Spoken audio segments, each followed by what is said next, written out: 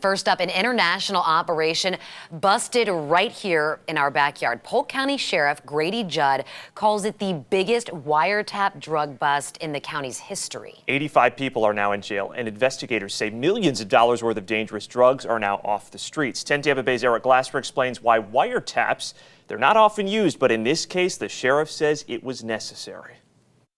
Well, they called this Operation Flying Ice, and in just a second here, you're going to see why. This was a 2-year multi-agency effort to disrupt an elaborate drug trafficking operation that started in Mexico and used U.S. airports and domestic flights for distribution, booking tickets and then sending suitcases filled with those drugs right through security.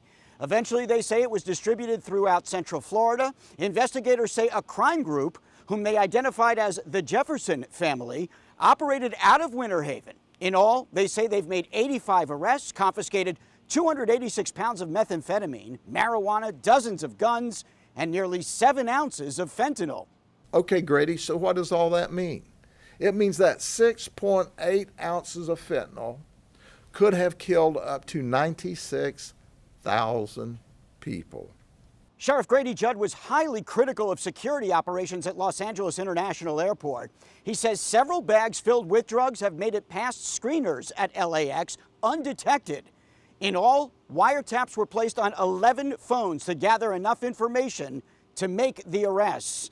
The sheriff says without those wiretaps, this operation would not have been possible.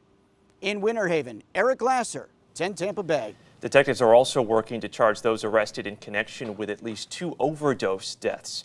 Sheriff Judd says that a brother of one of the organization's leaders was one of 2 people who died, but that the family continued to sell those same drugs here in our community.